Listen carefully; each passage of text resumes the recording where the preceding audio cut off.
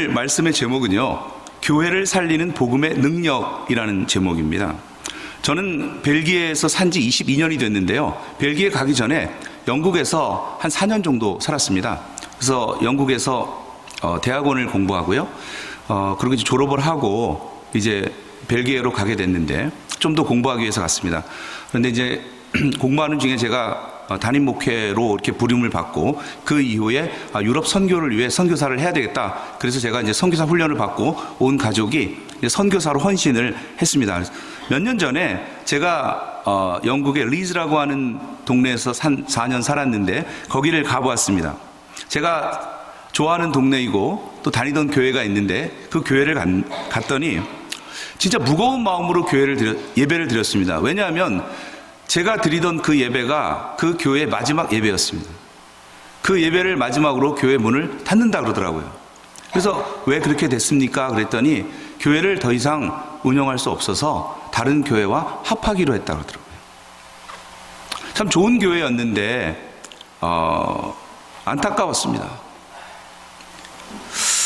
그런데 이러한 현상들이 구라파에만 있는 것이 아니고 지금 현재 코비드 이후에 한국교회나 여러 디아스포라 한인교회들에게도 어려움들이 많이 있는 것 같습니다. 국민일보 기사에 따르면 코로나 이후에 한국교회의 예배 참석률은 약 30% 정도 감소했다고 합니다. 그리고 특별히 젊은 분들이 교회를 잘 다니지 않고 있는 것이 사실입니다. 한국교회 총연합회의 2024년 보고서에 따르면 지난 3년간 약 15%의 교회가 문을 닫았거나 폐쇄 위기에 놓여 있다고 합니다. 교회만 이렇습니까, 여러분? 우리 사회의 현실도 여러분과 제가 잘 알다시피 암울합니다. 보건복지부의 최신 자료에 따르면 우리나라는 OECD 국가 중에 23년 동안 연속 자살률 1위를 차지하고 있습니다. 더 안타까운 것은 10대에서부터 30대 젊은이들의 사망 원인 1위가 자살입니다. 희망을 잃고 삶의 의미를 찾지 못하는 이분들에게 복음의 빛을 전해야 할 교회마저 생명력을 잃어간다면 누가 이분들에게 참된 소망을 전할 수 있겠습니까? 그러나 모든 교회가 쇠퇴하는 것이 아닙니다. 어려운 환경 속에서도 여전히 성장하고 생명력이 넘치는 교회들이 분명히 있습니다. 그러면 이러한 차이는 어디에서 오는 것입니까? 어떻게 하면 약해진 교회가 다시 생기를 되찾을 수 있겠습니까? 성경을 보면은 초대교회도 여러 위기와 도전 가운데 있었습니다. 오늘 본문의 고린도 교회는 바울 사도가 약 1년 6개월 동안 복음을 전하며 세운 교회였지만은 설립된 지 10년도 되지 않아서 이 고린도 교회는 심각한 위기를 맞고 있었습니다. 고린도 교회 안에는 파벌의 문제가 있었습니다. 거짓 가르침이 있었습니다. 도덕적 타락이 있었습니다. 은사 남용의 온갖 문제가 일어났습니다. 그 당시에 에베소에 있었던 바울 사도는 이 소식을 듣고 고린도 교회의 문제를 정확하게 진단했습니다. 여러분, 바울이 내린 고린도 교회의 문제의 원인은 다름 아닌 복음 결핍증이라는 것입니다. 교회가 복음의 핵심에서 벗어나 사람의 지혜와 세상의 가치관에 물들어가고 있는 것이 가장 큰 문제라는 것입니다.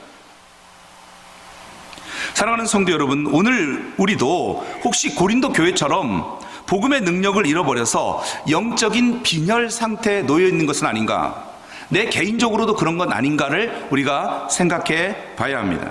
이제 함께 우리 복음의 핵심으로 들어가 교회를 살리고 교인을 살리는 복음의 능력을 다시 한번 볼 수 있기를 바랍니다.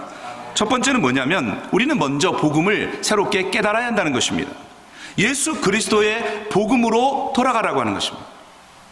우리가 첫 번째로 해야 될 일은 복음의 참된 의미를 깨닫는 것입니다. 바울 사도는 고린도전서 15장 1절에서 이렇게 증거하고 있습니다. 내가 너희에게 전한 복음을 너희에게 알게 하노니라고 했습니다. 바울 사도는 고린도 성도들에게 복음을 다시 상기시키며 복음의 본질을 일깨워 주려고 하고 있습니다. 여기서 알게 하다라고 하는 표현은 헬라어로 그노리조라고 하는데, 이것은 단순히 정보를 전달하는 것이 아니라 깊이 그것을 이해하고 체험해야 된다는 것입니다. 복음을 깊이 이해하고 복음을 체험해야 된다는 것입니다. 마치 휴대폰이 오류를 일으킬 때에, 휴대폰이 막 안 될 때 있잖아요. 그때 어떻게 하냐면 초기화, 리셋을 하면 됩니다. 껐다 키면 돼요. 바울 사도는 성도들의 믿음을 처음 상태로 되돌려 복음의 진리를 새롭게 확립하려고 했다는 겁니다. 구도환 작가는 2020년에 출간한 잃어버린 복음을 찾아서라는 책에서 자신의 경험을 이렇게 나누고 있습니다. 40년간 신앙생활을 하면서도 진정한 복음을 모르고 살았습니다. 암투병 중에 병상에서 처음으로 십자가 복음의 참 의미를 깨달았을 때에 그 전까지의 신앙생활이 얼마나 껍데기였는지를 알게 되었습니다. 이분의 간증처럼 우리가 신앙생활을 오래 했음에도 복음의 본질을 잊고 살 때가 많습니다. 그렇다면 복음은 무엇입니까? 복음이라고 하는 말은 헬라어로 유앙겔리온이라고 말하고, 영어로는 굿 뉴스 혹은 가스펠이라고 말합니다. 기쁜 소식, 좋은 소식을 말합니다. 여러분, 이 세상에는 우울한 뉴스가 많습니다. 그리고 이 세상에는 가짜 정보, 가짜 뉴스가 얼마나 많은지 모릅니다. 그런데 복음은 들을 때마다 마음에 진정한 큰 기쁨을 주는 소식이라는 것입니다. 복음을 들으면 마음의 기쁨이 회복된다는 거예요. 그럼 복음이 무엇입니까? 누가복음 2장에 보면 천사가 이렇게 선포합니다. 두려워하지 말라. 보라, 내가 온 백성에게 미칠 큰 기쁨의 좋은 소식을 너희에게 전하노라. 오늘 다윗의 동네에 너희를 위하여 구주가 나셨으니 곧 그리스도 주시니라. 이렇게 말했습니다. 한마디로 복음은 뭐냐면 하나님이 우리를 구원하시기 위해 독생자 예수 그리스도를 보내셔서 십자가에서 죽게 하시고 부활하시고 승천하심으로 또 우리의 죄와 죽음의 권세를 이기게 하신 기쁜 소식이라고 하는 것입니다.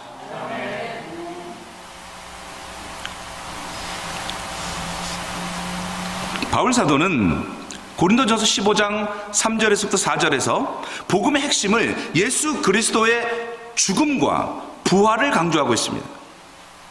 예수 그리스도와 함께 내가 죽고 예수 그리스도와 함께 내가 살았다라고 하는 것입니다. 그리고 지금 예수님께서 내 마음 안에, 예수님 부활 승천 이후에 예수의 영, 하나님의 영을 우리에게 보내주셔서 우리 마음 가운데 좌정하고 계셔서 내 마음이 예수님 때문에, 예수의 영, 하나님의 영, 성령님 때문에 어떤 상황에서나 기쁘다라고 하는 것입니다. 이것이 복음이라는 거예요. 상황 때문에 기쁜 것이 아니라 내 안에 계신 예수 그리스도 때문에 기쁜 것입니다. 강원도의 한 작은 마을에 김순자 할머니라는 분이 살고 있었는데, 이분의 이제 이야기가 언론에 소개되었는데, 이분은 평생 무당을 따라다니고 있었어요. 근데 70대에 중풍으로 쓰러져서 절망 중에 있을 때에 이웃에 있는 집사님이 복음을 전하고 그래서 교회를 나가기 시작했어요. 처음에는 반신반의했지만은 복음을 듣고 예수님을 영접한 다음에 놀라운 평안을 얻었고 건강이 회복되기 시작했습니다. 더 놀라운 것은 뭐냐면 평생 얽매 있었던 두려움과 미신적인 생각에서 해방되어 오히려 주변 노인들에게 복음을 전하는 전도자가 되었다는 것입니다. 김 할머니 이렇게 말합니다. 예수님을 만나기 전과 후의 삶이 완전히 달라졌습니다. 이제는 죽음도 두렵지 않습니다. 죽으면 내가 그리던 예수 그리스도를 만나러 가는 죽음이라고 하는 것이 하나의 통과 의례지 인생의 끝이 아니라는 것이라는 거예요. 새로운 삶의 시작이라는 것입니다. 사랑하는 성도 여러분, 우리는 머리로 복음을 알고 있다고 해도 마음으로 깊이 깨닫고 사는 것은 또 다른 문제라는 거예요. 우리도 복음을 너무 익숙하게 여겨서 그 감격을 잃어버린 일은 없습니까? 복음을 더 깊이 알기 위해서 어떻게 해야 될까요? 말씀을 읽고 말씀을 붙들고 기도하는 시간이 반드시 필요하다고 하는 것입니다. 두 번째는 복음을 굳게 잡고 담대히 전하는 교회가 살아나는 교회가 된다는 거예요. 오직 예수 그리스도를 높여야 된다는 거예요. 복음을 새롭게 깨달았다면 내가 그 복음을 굳게 붙잡아야 됩니다. 바울 사도는 고린도전서 15장 2절에서 내가 전한 그 복음을 굳게 잡고 서 있으면 구원을 얻으리라고 했습니다. 복음을 붙든다는 것은 다른 것에 흔들리지 않고 오직 예수 그리스도의 십자가와 부활과 성령의 능력을 의지하며 산다는 것입니다. 문제는 2000년 전에 고린도 교회 안에는 복음 외에 성도들을 흔드는 거짓 가르침들이 들어와 있다는 것입니다. 어떤 사람들은 예수 믿는 것만으로는 부족하다. 또 다른 사람들은 영혼만 구원받으면 육체적으로는 어떻게 살아도 상관이 없다고 가르쳤습니다. 바울 사도는 갈라디아서 1장 9절에서 복음에 다른 내용을 더하거나 빼는 자들을 강하게 비판했습니다. 복음은 우리의 영혼의 생명줄인데 거기에 인간의 공적과 세속적 욕망을 섞으면 치명적인 독이 된다라고 하는 것입니다. 여러분도 잘 아시는 손양원 목사님 이야기 아시죠? 손양원 목사님은 일제 강점기와 한국 전쟁 시기에 여수의 나환자촌인 애양원에서 이분들을 섬기며 목회하던 분이었습니다. 손양원 목사님 나환자들에게 하나님의 사랑을 전하며 30년을 헌신했습니다. 그 여순 반란 사건이겠죠. 여순 사건 때에 자신의 두 아들인 동인군과 동신군이 공산당원에게 총알이 아깝다 그래서 가족이 보는 앞에서 죽창으로 찔러 죽였습니다. 그런데 손양원 목사님은 죽창으로 자기 아들을 찔러 죽인 그 사람을 자기의 양 아들로 삼았습니다. 그리고 그분은 목사가 되었습니다. 사람들은 이분의 행위를 사랑의 원자탄이라고 말했습니다. 원자탄 무기 무섭잖아요? 그 원자탄보다 더 무서운 게 뭐냐면 사랑의 원자탄입니다. 여러분, 손 목사님은 6.25 때 공산당에 의해서 순교당했습니다. 그래서 여수에 가면은 세 부자의 무덤이 이렇게 있어요. 손 목사님이 심은 용서와 화해의 복음은 지금도 많은 분들의 마음에 살아 있습니다. 손양원 목사님은 내가 이 사람들에게 줄 수 있는 것은 세상 것이 아니라 오직 그리스도의 사랑뿐이라고 했습니다. 사랑하는 성도 여러분, 우리가 복음을 굳게 붙들고 주님만 바라보고 나갈 수 있기 바랍니다. 세상의 풍조에 흔들리지 말고 세속적인 가치에 타협하지 맙시다. 또 복음을 담대하게 전합시다.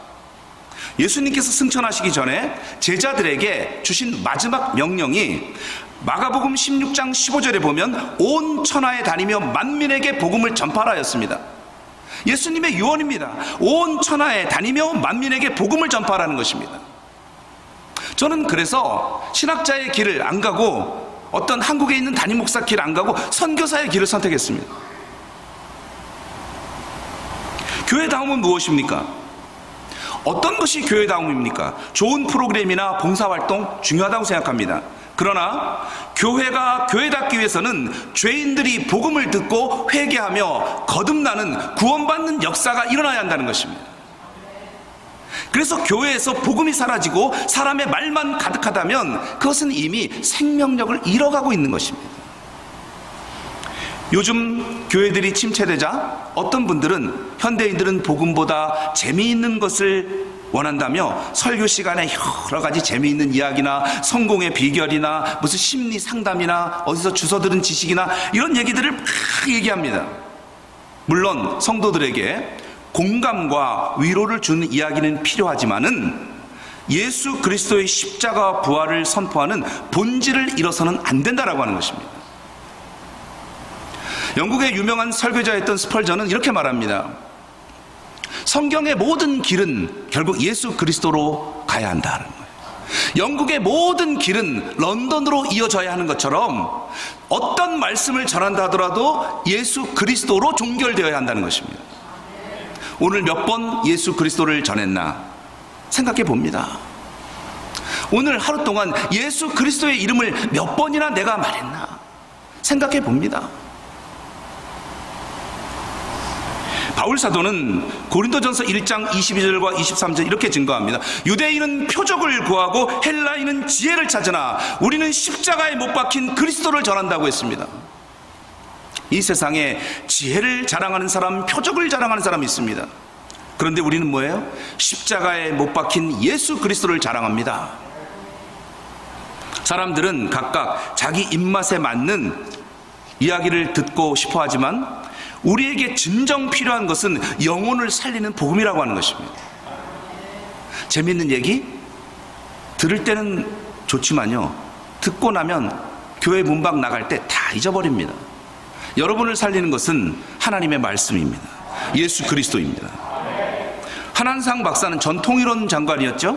오랜 학자 생활과 정치 활동 이후에 70대에 이분 평생 동안 교회 다녔는데 자기 자신의 삶을 돌아보며 이런 고백을 했습니다. 내가 평생 지식과 명예를 추구했지만 결국 내 영혼의 빈자리를 채우는 것은 예수님의 십자가였다는 겁니다. 나는 지금 그 복음을 사람들에게 전하는 일이 남은 생애의 가장 중요한 사명이라고 믿습니다. 예수 그리스도를 전하는 것, 한한상 박사는 지금도 전국을 다니면서 복음 전하는 일에 많은 시간을 들인다고 하더라고요. 복음을 전할 때에 가장 중요한 게 뭐냐면 반드시 예수 그리스도를 높여야 한다는 것입니다. 사도행전 4장 12절에 다른 이로서는 구원을 얻을 수 없나니 예수 그리스도 외에 구원 얻을 만한 다른 이름을 주신 일이 없느니라 라고 말하고 있습니다. 교회는, 성도는 예수님을 높여야 합니다. 우리는 강단에서, 찬양에서, 교제와 봉사에서 우리의 주인공이 예수님이 되어야 합니다. 우리의 말과 삶 속에 예수 그리스도가 분명하게 드러날 때에 성령께서 함께 해주셔서 참된 부흥이 일어나는 것입니다. 세 번째는 복음의 능력으로 삶을 누리라는 것입니다. 구원의 감격과 참 자유를 회복하라.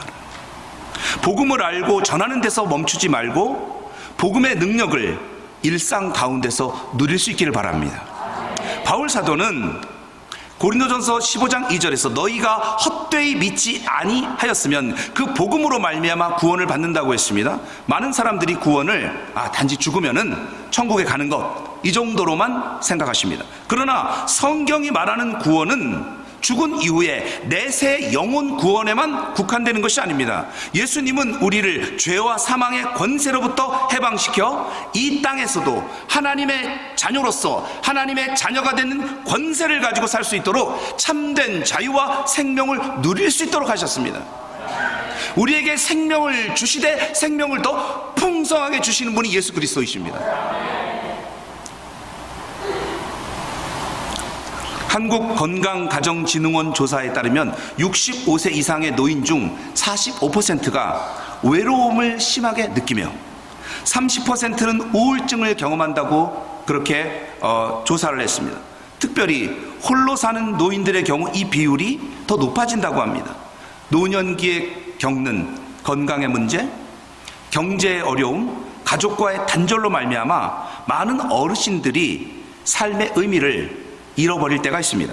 그런데 복음은 이런 상황 속에서도 우리에게 참된 자유와 위로를 가져다 준다는 것입니다. 갈라디아서 5장 1절에 그리스도께서 우리를 자유롭게 하려고 자유를 주셨다고 했습니다. 예수님은 십자가와 부활로서 우리를 얽매는 모든 사슬을 끊어버리셨습니다. 죄책감의 굴레에서, 죽음의 두려움에서 우리를 자유케 하시는 분은 오직 예수 그리스도이십니다. 임진의 할머니라는 분이 있어요. 78세이신데 40년간 신앙생활 열심히 하셨습니다. 남편 일찍 잃고 자녀들이 또 해외에 살아서 한국에 계신 분인데 늘 외로움에 시달렸습니다. 우울증이 찾아오고 삶의 의욕이 일어날 때 교회에서 소그룹 모임에서 복음의 참된 의미를 다시 깨달았습니다. 예수님이 나를 위해 십자가에서 죽으셨다는 것을 머리로만 알았지 내 마음으로 진짜 느끼지 못했어요. 그런데 어느 날 성령님께서 그 사랑을 가슴 깊이 깨닫게 해주셨어요. 그 이후에 임 할머니는 같은 아파트 단지에 사는 혼자 사시는 노인들을 찾아가서 말벗이 되어드리고, 그리고 복음을 나누는 작은 모임을 시작하셨어요. 이렇게 말합니다. 나는 이제 외롭지 않습니다. 내게 남은 시간이 얼마이든지 주님 사랑을 나누며 살고 싶습니다. 사랑하는 성도 여러분, 여러분은 예수님을 믿고도 여전히 죄의 유혹에 시달리고 두려움과 불안에 잡혀 계십니까? 여러분, 주님께서 이미 주신 복음의 자유를 마음껏 누릴 수 있기를 바랍니다. 교회 오실 때 여러분이 가지고 있는 죄의 짐, 모든 짐들 여기 다 놓고 가시기 바랍니다. 내 힘으로 이겨내려고 하지 마시고 날마다 주님의 십자가 밑에 모든 짐을 내려놓을 수 있기를 바랍니다. 복음의 능력을 끝까지 붙들고 인내하는데 빌립보 2장 12절에 두렵고 떨림으로 너희 구원을 이루라고 했습니다. 인간의 노력으로 구원 얻으라는 게 아니라 이미 받은 구원을 끝까지 간직하고 실천하며 살아가라는 겁니다. 우리의 신앙 여정은 때로는 싸움과 같습니다. 세상의 유혹과 어려움, 때로는 믿지 않는 사람들의 비난 속에서도 끝까지 믿음을 지키는 것이 필요합니다. 혼자서는 버겁지만은 교회가 서로 도와주고 붙들어줄 수 있는 것입니다. 혼자 있으면 신앙생활 힘들다는, 모여야 된다는 것입니다. 모이기를 힘써야 합니다. 결국 우리를 끝까지 지켜주시는 분은 교회와 함께 하시는 하나님이십니다. 하나님은 우리의 인생 끝까지 함께 하시며 넘어질 때마다 일으켜주십니다. 한때 믿음이 뜨거워졌다가 지금 믿음이 식어버린 분이 계신다면 오늘 이 말씀을 통해서 우리 교회에 임하는, 트렌턴 장로교회에 임하는 하나님의 임재를 체험하고 날마다 교회 중심, 말씀 중심, 하나님 중심으로 살 수 있기를 바랍니다. 회복은 생각보다 간단합니다.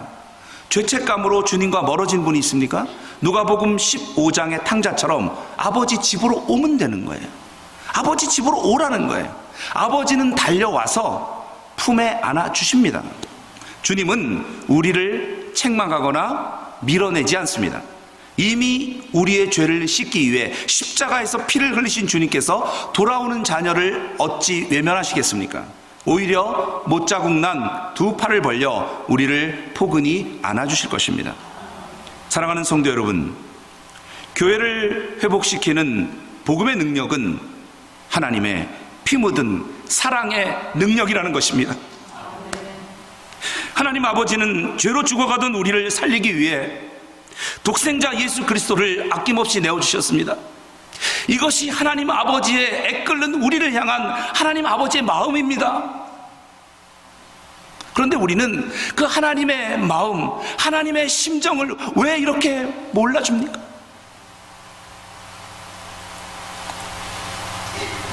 로마서 5장 8절에 우리가 아직 죄인 되었을 때에 그리스도께서 우리를 위해 죽으심으로 하나님께서 우리에 대한 자기의 사랑을 확증하셨느니라.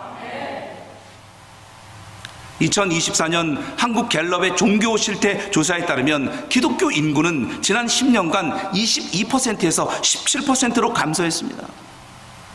10대에서 30대 젊은 세대의 이탈이 두드러집니다. 이런 위기 속에서 오늘 우리는 어떻게 해야 되겠습니까? 더 화려한 프로그램으로 사람들을 끌어모으려고 할까요? 아니면 세상과 타협하여 복음의 날선 메시지를 무디게 만들까요? 그렇지 않습니다. 오늘 우리에게 필요한 것은 원점으로 돌아가 복음의 능력을 새롭게 붙잡는 것입니다. 우리는 이미 그 놀라운 사랑과 하나님의 복음을 받은 사람들이니까요. 이제 이 복음을 마음에 깊이 새기고 굳게 붙잡고 삶으로 실천할 수 있기를 바랍니다. 그 피 묻은 사랑의 손으로 오늘도 트렌턴 장로교회의 문을 주님은 두드리고 계십니다. 우리가 그 피 묻은 손을 붙잡고 다시 일어나게 될 때에 트렌턴 장로교회는 부흥을 넘어 이 세계를 변화시키는 위대한 교회가 될 것입니다. 에스겔 골짜기의 마른 뼈들이 하나님의 생기로 큰 군대처럼 살아났듯이 복음의 생기가 임하면 교회는 반드시 부흥하며 살아납니다. 이제 우리 함께 결단합시다. 우리의 시선을 다시 복음으로, 예수 그리스도에게로 향하게 합시다. 세상의 어려움만 바라보면 낙심하지만 변하지 않는 복음의 능력을 의지합시다. 이 복음은 과거에도 교회를 새롭게 했고 지금도 수많은 영혼을 살리고 있으며 앞으로도 예수님 다시 오시는 날까지, 그날까지 구원받은 자들을 일으켜 세울 것입니다. 마지막으로 주님의 약속의 말씀을 함께 마음에 새길 수 있으면 좋겠습니다. 마태복음 16장 18절 말씀에 내가 이 반석 위에 내 교회를 세우리니 음부의 권세가 이기지 못하리라. 트렌톤 장로교회 주인 되신 예수님께서 트렌톤 장로교회를 친히 붙들고 계십니다. 트렌톤 장로교회가 복음 위에 굳게 서 있기만 하면 어떤 어둠의 세력도 트렌톤 장로교회를 이길 수 없습니다. 부디 우리 모두 복음 안에 거하며 복음의 능력을 믿고 복음을 전하는 삶을 살아갑시다. 그리하여 우리 각 사람의 심령과 가정과 그리고 우리가 사랑하는 트렌턴 장로교회가 하나님의 생명력으로 충만하게 회복되어 세대를 넘어 온 세계의 가장 위대한 교회가 되기를 주님의 이름으로 간절히 축원합니다. 기도하겠습니다. 하나님 아버지, 우리가 처음 복음 들었을 때에 그 감격이 회복되게 하여 주옵소서. 복음을 부끄러워하지 않고 담대히 전하는 자 되기를 원하고 내 삶 속에서 복음의 능력이 구체적으로 드러나며 트렌턴 장로교회가 복음 중심의 공동체가 되며 트렌턴 장로교회가 복음의 능력을 더욱더 경험하는 교회가 되고 트렌턴 장로교회가 이 세대를 넘어 세계에서 가장 모범적이며 주님의 마음, 하나님의 마음을 시원하게 해드리는 하나님의 심정을 아는 교회가 되기를 진실로 기도합니다. 예수님의 이름으로 기도드렸습니다. 아멘. 7년 전에 제가 이 자리에서 3일 동안 부흥회를 했는데요.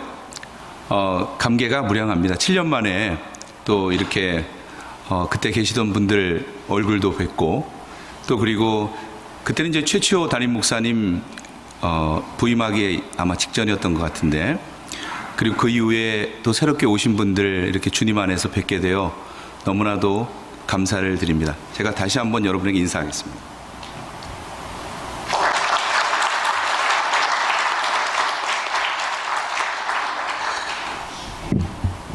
네, 목사님께서 제게 과분한 칭찬을 해주셨는데 제가 뭐 능력이 있어서 교회를 두 군데를 하는 건 아니고요. 저는 선교사로 부름받은 것에 대해서 한시도 잊어본 적이 없습니다. 그래서 저는 그 선교지에서 이제 하나님 사역하라고 하는 날까지 이렇게 하려고 마음을 이렇게 먹고 지금까지 기도하고 있고요. 이제 올해 제 아내가 UPCA 교단 유럽 노회에서 이제 목사 안수를 또 받게 되어서 저와 제 아내가 같이 목사 부부로서, 그 전에는 전도사였는데 목사 부부로서 교회를 같이 섬기고 있고, 저는 2남 1녀의 자녀를 두고 있습니다. 근데 이 세 아이가 모두 같이 사역을 하고 있어요. 그래서 큰 아들이 반주를 하고요, 찬양 인도를 합니다. 그리고 둘째 딸은 바이올린 하고요, 또 막내 아들은 걔는 이제 어렸을 때부터 주일학교 선생을 했거든요. 근데 제가 네가 뭘 한다고 주일학교 선생을 하냐 그랬더니 이 녀석이 하는 말이, 아빠, 애들은 원래 애들 말을 잘 듣는 거야. 그렇게 얘기하더라고요. 그래서 그 어린 아이들을 데리고 이렇게 하고요.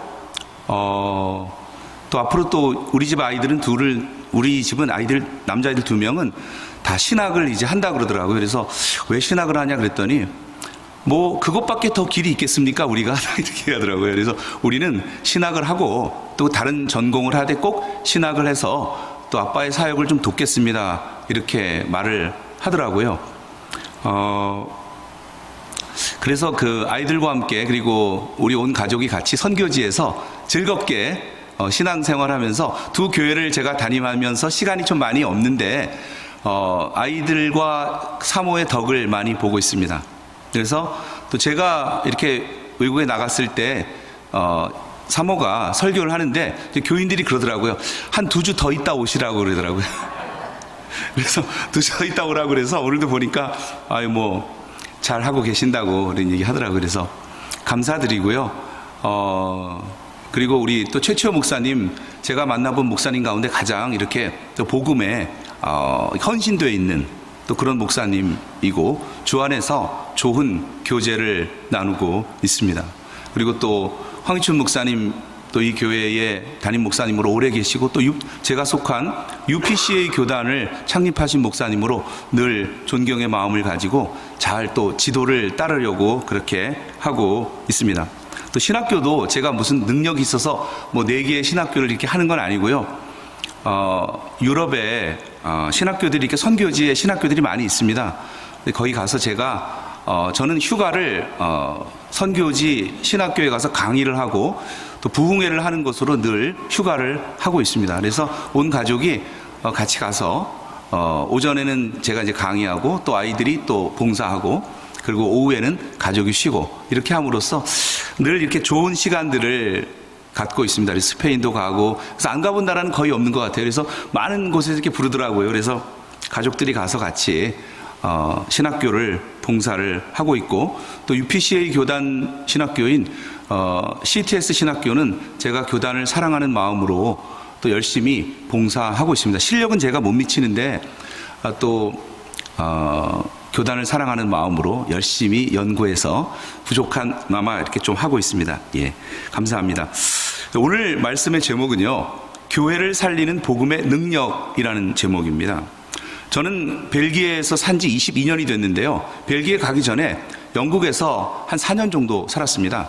그래서 영국에서 대학원을 공부하고요. 그리고 이제 졸업을 하고 이제 벨기에로 가게 됐는데, 좀 더 공부하기 위해서 갔습니다. 그런데 이제 공부하는 중에 제가 담임 목회로 이렇게 부름을 받고, 그 이후에 유럽 선교를 위해 선교사를 해야 되겠다. 그래서 제가 이제 선교사 훈련을 받고 온 가족이 이제 선교사로 헌신을 했습니다. 몇 년 전에 제가 영국의 리즈라고 하는 동네에서 4년 살았는데 거기를 가보았습니다. 제가 좋아하는 동네이고 또 다니던 교회가 있는데 그 교회를 갔더니 진짜 무거운 마음으로 예배를 드렸습니다. 왜냐하면 제가 드리던 그 예배가 그 교회의 마지막 예배였습니다. 그 예배를 마지막으로 교회 문을 닫는다 그러더라고요. 그래서 왜 그렇게 됐습니까? 그랬더니 교회를 더 이상 운영할 수 없어서 다른 교회와 합하기로 했다 그러더라고요. 참 좋은 교회였는데 안타까웠습니다. 그런데 이러한 현상들이 구라파에만 있는 것이 아니고, 지금 현재 코비드 이후에 한국교회나 여러 디아스포라 한인교회들에게도 어려움들이 많이 있는 것 같습니다. 국민일보 기사에 따르면 코로나 이후에 한국교회의 예배 참석률은 약 30% 정도 감소했다고 합니다.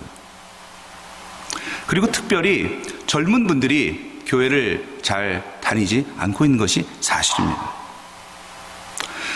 한국교회 총연합회의 2024년 보고서에 따르면 지난 3년간 약 15%의 교회가 문을 닫았거나 폐쇄 위기에 놓여 있다고 합니다. 교회만 이렇습니까, 여러분? 우리 사회의 현실도 여러분과 제가 잘 알다시피 암울합니다. 보건복지부의 최신 자료에 따르면 우리나라는 OECD 국가 중에 23년 동안 연속 자살률 1위를 차지하고 있습니다. 더 안타까운 것은 10대에서부터 30대 젊은이들의 사망 원인 1위가 자살입니다. 희망을 잃고 삶의 의미를 찾지 못하는 이분들에게 복음의 빛을 전해야 할 교회마저 생명력을 잃어간다면 누가 이분들에게 참된 소망을 전할 수 있겠습니까? 그러나 모든 교회가 쇠퇴하는 것이 아닙니다. 어려운 환경 속에서도 여전히 성장하고 생명력이 넘치는 교회들이 분명히 있습니다. 그러면 이러한 차이는 어디에서 오는 것입니까? 어떻게 하면 약해진 교회가 다시 생기를 되찾을 수 있겠습니까? 성경을 보면은 초대 교회도 여러 위기와 도전 가운데 있었습니다. 오늘 본문의 고린도 교회는 바울 사도가 약 1년 6개월 동안 복음을 전하며 세운 교회였지만은 설립된 지 10년도 되지 않아서 이 고린도 교회는 심각한 위기를 맞고 있었습니다. 고린도 교회 안에는 파벌의 문제가 있었습니다. 거짓 가르침이 있었습니다. 도덕적 타락이 있었습니다. 은사 남용의 온갖 문제가 일어났습니다. 그 당시에 에베소에 있었던 바울 사도는 이 소식을 듣고 고린도 교회 문제를 정확하게 진단했습니다. 여러분, 바울이 내린 고린도 교회의 문제의 원인은 다름 아닌 복음 결핍증이라는 것입니다. 교회가 복음의 핵심에서 벗어나 사람의 지혜와 세상의 가치관에 물들어가고 있는 것이 가장 큰 문제라는 것입니다. 사랑하는 성도 여러분, 오늘 우리도 혹시 고린도 교회처럼 복음의 능력을 잃어버려서 영적인 빈혈 상태에 놓여 있는 것은 아닌가, 내 개인적으로도 그런 건 아닌가를 우리가 생각해 봐야 합니다. 이제 함께 우리 복음의 핵심으로 들어가 교회를 살리고 교인을 살리는 복음의 능력을 다시 한번 볼 수 있기를 바랍니다. 첫 번째는 뭐냐면, 우리는 먼저 복음을 새롭게 깨달아야 한다는 것입니다. 예수 그리스도의 복음으로 돌아가라고 하는 것입니다. 우리가 첫 번째로 해야 될 일은 복음의 참된 의미를 깨닫는 것입니다. 바울 사도는 고린도전서 15장 1절에서 이렇게 증거하고 있습니다. 내가 너희에게 전한 복음을 너희에게 알게 하노니라고 했습니다. 바울 사도는 고린도 성도들에게 복음을 다시 상기시키며 복음의 본질을 일깨워 주려고 하고 있습니다. 여기서 알게 하다라고 하는 표현은 헬라어로 그노리조라고 하는데, 이것은 단순히 정보를 전달하는 것이 아니라 깊이 그것을 이해하고 체험해야 된다는 것입니다. 복음을 깊이 이해하고 복음을 체험해야 된다는 것입니다. 마치 휴대폰이 오류를 일으킬 때에, 휴대폰이 막 안 될 때 있잖아요. 그때 어떻게 하냐면 초기화, 리셋을 하면 됩니다. 껐다 키면 돼요. 바울 사도는 성도들의 믿음을 처음 상태로 되돌려 복음의 진리를 새롭게 확립하려고 했다는 겁니다. 구도환 작가는 2020년에 출간한 잃어버린 복음을 찾아서라는 책에서 자신의 경험을 이렇게 나누고 있습니다. 40년간 신앙생활을 하면서도 진정한 복음을 모르고 살았습니다. 암투병 중에 병상에서 처음으로 십자가 복음의 참 의미를 깨달았을 때에 그 전까지의 신앙생활이 얼마나 껍데기였는지를 알게 되었습니다. 이분의 간증처럼 우리가 신앙생활을 오래 했음에도 복음의 본질을 잊고 살 때가 많습니다. 그렇다면 복음은 무엇입니까? 복음이라고 하는 말은 헬라어로 유앙겔리온이라고 말하고, 영어로는 굿 뉴스 혹은 가스펠이라고 말합니다. 기쁜 소식, 좋은 소식을 말합니다. 여러분, 이 세상에는 우울한 뉴스가 많습니다. 그리고 이 세상에는 가짜 정보, 가짜 뉴스가 얼마나 많은지 모릅니다. 그런데 복음은 들을 때마다 마음에 진정한 큰 기쁨을 주는 소식이라는 것입니다. 복음을 들으면 마음의 기쁨이 회복된다는 거예요. 그럼 복음이 무엇입니까? 누가복음 2장에 보면 천사가 이렇게 선포합니다. 두려워하지 말라. 보라, 내가 온 백성에게 미칠 큰 기쁨의 좋은 소식을 너희에게 전하노라. 오늘 다윗의 동네에 너희를 위하여 구주가 나셨으니 곧 그리스도 주시니라. 이렇게 말했습니다. 한마디로 복음은 뭐냐면, 하나님이 우리를 구원하시기 위해 독생자 예수 그리스도를 보내셔서 십자가에서 죽게 하시고 부활하시고 승천하심으로 또 우리의 죄와 죽음의 권세를 이기게 하신 기쁜 소식이라고 하는 것입니다.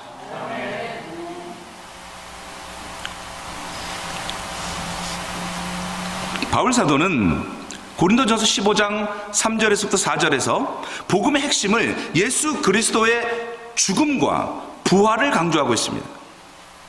예수 그리스도와 함께 내가 죽고 예수 그리스도와 함께 내가 살았다라고 하는 것입니다. 그리고 지금 예수님께서 내 마음 안에, 예수님 부활 승천 이후에 예수의 영, 하나님의 영을 우리에게 보내주셔서 우리 마음 가운데 좌정하고 계셔서 내 마음이 예수님 때문에, 예수의 영, 하나님의 영, 성령님 때문에 어떤 상황에서나 기쁘다라고 하는 것입니다. 이것이 복음이라는 거예요. 상황 때문에 기쁜 것이 아니라 내 안에 계신 예수 그리스도 때문에 기쁜 것입니다. 강원도의 한 작은 마을에 김순자 할머니라는 분이 살고 있었는데, 이분의 이제 이야기가 언론에 소개되었는데, 이분은 평생 무당을 따라다니고 있었어요. 근데 70대에 중풍으로 쓰러져서 절망 중에 있을 때에 이웃에 있는 집사님이 복음을 전하고 그래서 교회를 나가기 시작했어요. 처음에는 반신반의했지만은 복음을 듣고 예수님을 영접한 다음에 놀라운 평안을 얻었고 건강이 회복되기 시작했습니다. 더 놀라운 것은 뭐냐면 평생 얽매 있었던 두려움과 미신적인 생각에서 해방되어 오히려 주변 노인들에게 복음을 전하는 전도자가 되었다는 것입니다. 김할머니 이렇게 말합니다. 예수님을 만나기 전과 후의 삶이 완전히 달라졌습니다. 이제는 죽음도 두렵지 않습니다. 죽으면 내가 그리던 예수 그리스도를 만나러 가는 죽음이라고 하는 것이 하나의 통과 의례지 인생의 끝이 아니라는 것이라는 거예요. 새로운 삶의 시작이라는 것입니다. 사랑하는 성도 여러분, 우리는 머리로 복음을 알고 있다고 해도 마음으로 깊이 깨닫고 사는 것은 또 다른 문제라는 거예요. 우리도 복음을 너무 익숙하게 여겨서 그 감격을 잃어버린 일은 없습니까? 복음을 더 깊이 알기 위해서 어떻게 해야 될까요? 말씀을 읽고 말씀을 붙들고 기도하는 시간이 반드시 필요하다는 것입니다. 두 번째는 복음을 굳게 잡고 담대히 전하는 교회가 살아나는 교회가 된다는 거예요. 오직 예수 그리스도를 높여야 된다는 거예요. 복음을 새롭게 깨달았다면 내가 그 복음을 굳게 붙잡아야 됩니다. 바울 사도는 고린도전서 15장 2절에서 내가 전한 그 복음을 굳게 잡고 서 있으면 구원을 얻으리라고 했습니다. 복음을 붙든다는 것은 다른 것에 흔들리지 않고 오직 예수 그리스도의 십자가와 부활과 성령의 능력을 의지하며 산다는 것입니다. 문제는 2000년 전에 고린도 교회 안에는 복음 외에 성도들을 흔드는 거짓 가르침들이 들어와 있다는 것입니다. 어떤 사람들은 예수 믿는 것만으로는 부족하다. 또 다른 사람들은 영혼만 구원받으면 육체적으로는 어떻게 살아도 상관이 없다고 가르쳤습니다. 바울 사도는 갈라디아서 1장 9절에서 복음에 다른 내용을 더하거나 빼는 자들을 강하게 비판했습니다. 복음은 우리의 생명, 영혼의 생명줄인데 거기에 인간의 공적과 세속적 욕망을 섞으면 치명적인 독이 된다라고 하는 것입니다. 여러분도 잘 아시는 손양원 목사님 이야기 아시죠? 손양원 목사님은 일제 강점기와 한국 전쟁 시기에 여수의 나환자촌인 애양원에서 이분들을 섬기며 목회하던 분이었습니다. 손양원 목사님 나환자들에게 하나님의 사랑을 전하며 30년을 헌신했습니다. 그 여순 반란 사건이겠죠. 여순 사건 때에 자신의 두 아들인 동인군과 동신군이 공산당원에게 총알이 아깝다 그래서 가족이 보는 앞에서 죽창으로 찔러 죽였습니다. 그런데 손양원 목사님은 죽창으로 자기 아들을 찔러 죽인 그 사람을 자기의 양 아들로 삼았습니다. 그리고 그분은 목사가 되었습니다.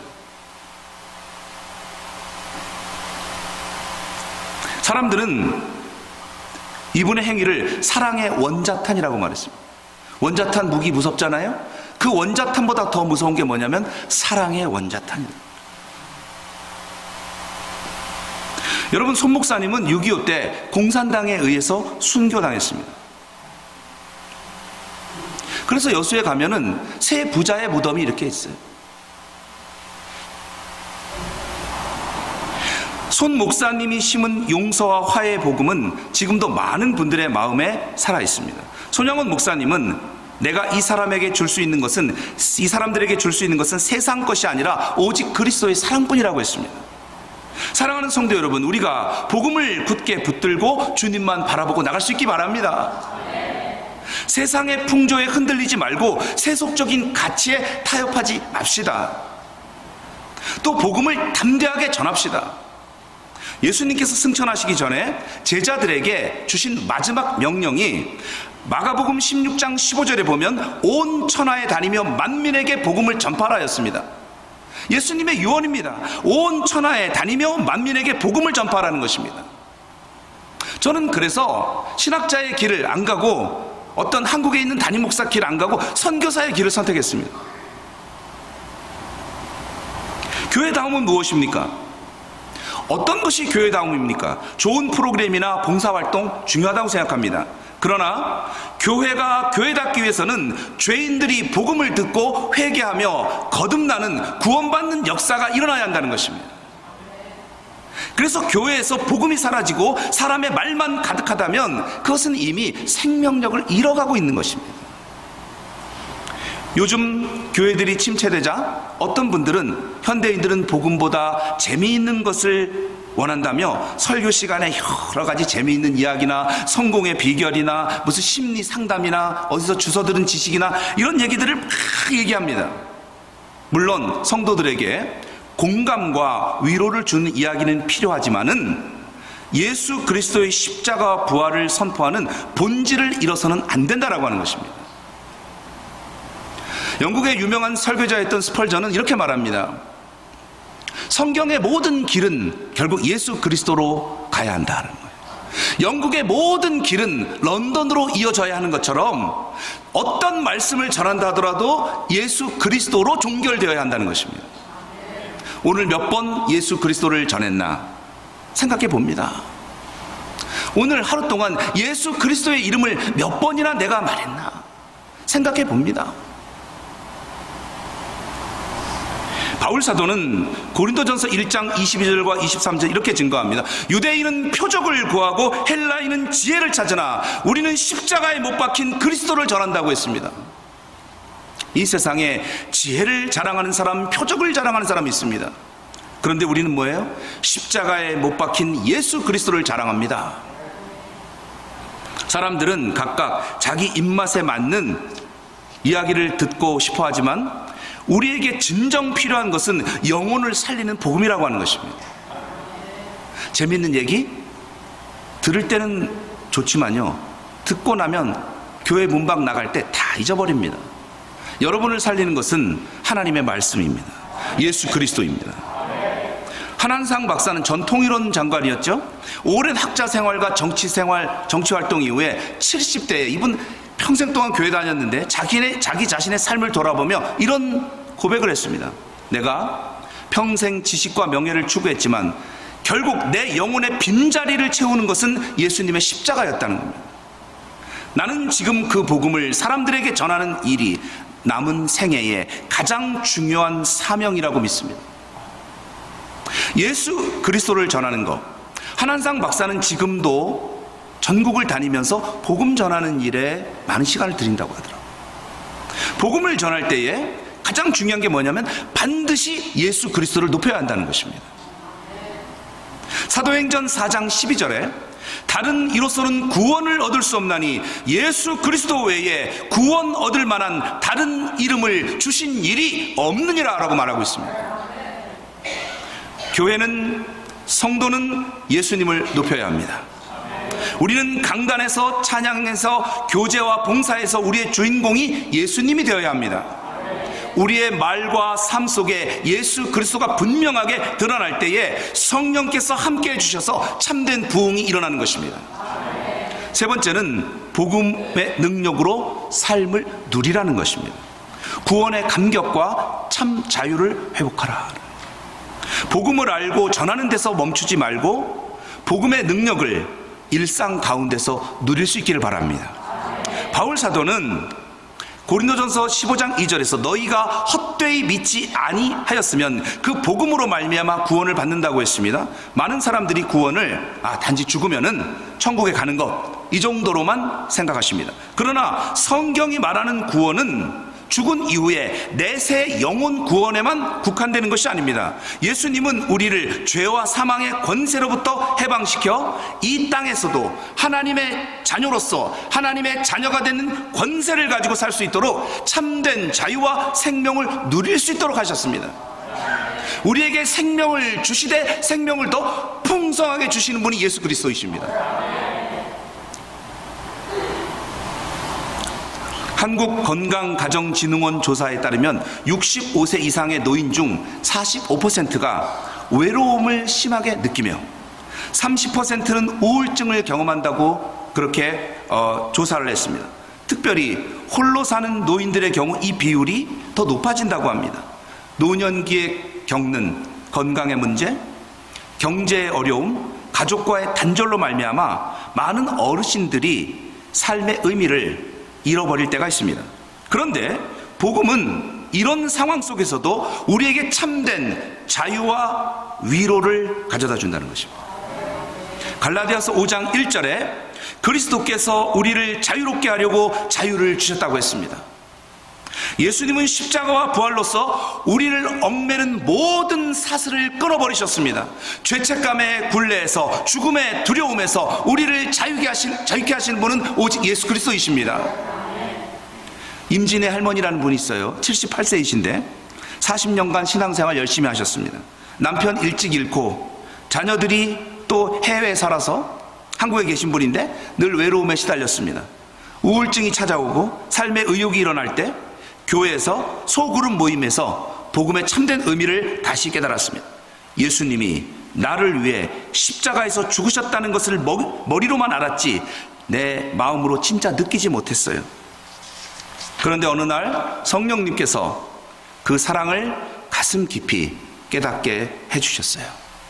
그 이후에 임 할머니는 같은 아파트 단지에 사는 혼자 사시는 노인들을 찾아가서 말벗이 되어드리고 그리고 복음을 나누는 작은 모임을 시작하셨어요. 이렇게 말합니다. 나는 이제 외롭지 않습니다.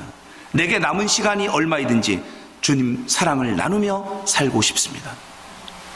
사랑하는 성도 여러분, 여러분은 예수님을 믿고도 여전히 죄의 유혹에 시달리고 두려움과 불안에 잡혀 계십니까?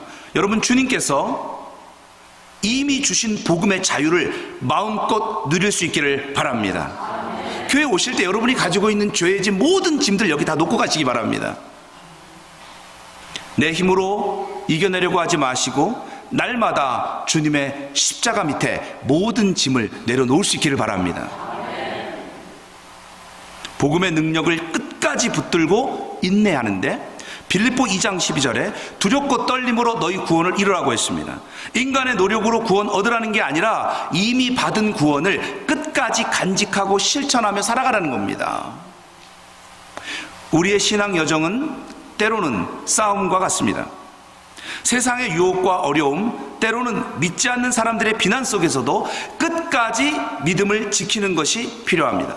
혼자서는 버겁지만은 교회가 서로 도와주고 붙들어줄 수 있는 것입니다.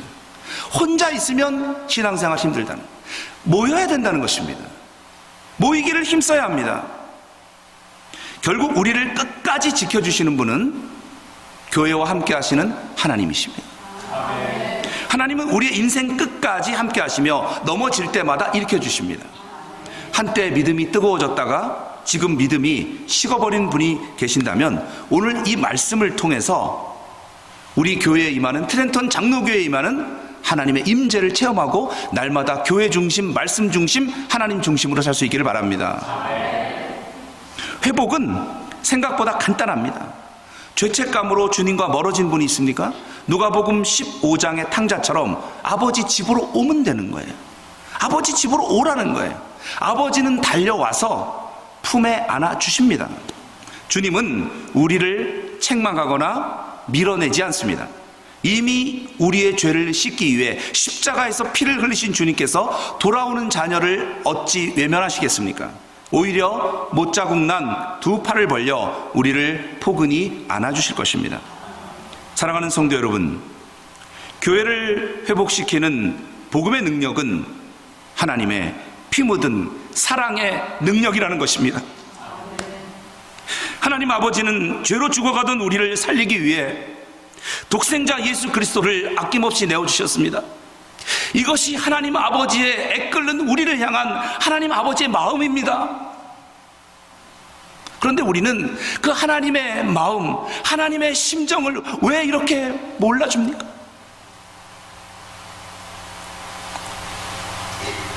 로마서 5장 8절에 우리가 아직 죄인 되었을 때에 그리스도께서 우리를 위해 죽으심으로 하나님께서 우리에 대한 자기의 사랑을 확증하셨느니라.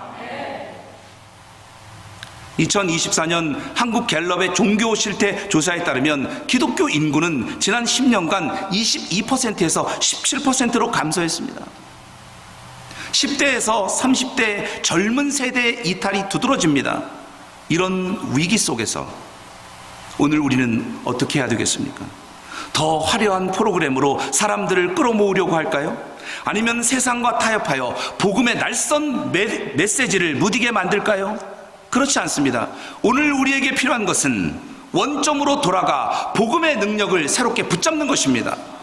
우리는 이미 그 놀라운 사랑과 하나님의 복음을 받은 사람들이니까요.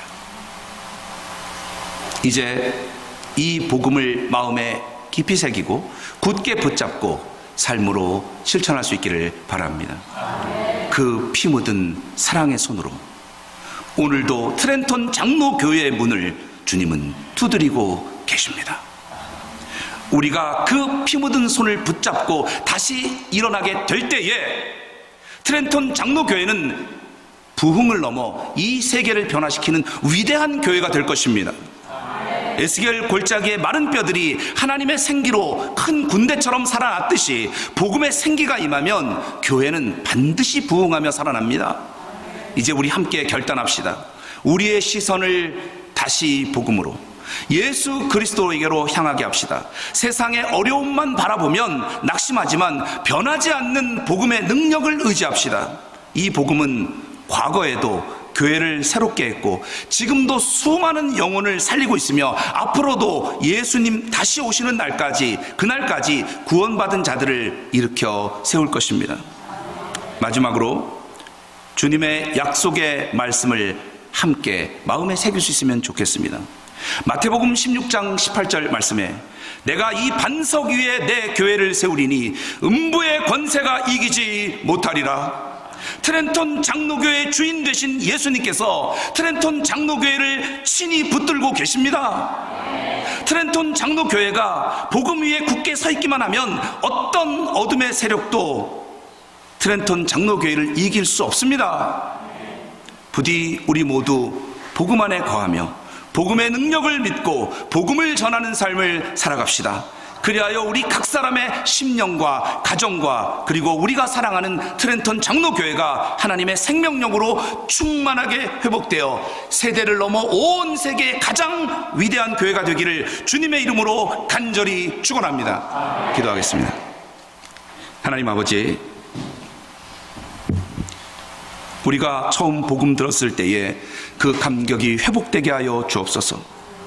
복음을 부끄러워하지 않고 담대히 전하는 자 되기를 원하고 내 삶 속에서 복음의 능력이 구체적으로 드러나며 트렌턴 장로교회가 복음 중심의 공동체가 되며 트렌턴 장로교회가 복음의 능력을 더욱더 경험하는 교회가 되고 트렌턴 장로교회가 이 세대를 넘어 세계에서 가장 모범적이며 주님의 마음, 하나님의 마음을 시원하게 해드리는 하나님의 심정을 아는 교회가 되기를 진실로 기도합니다. 예수님의 이름으로 기도드렸습니다. 아멘.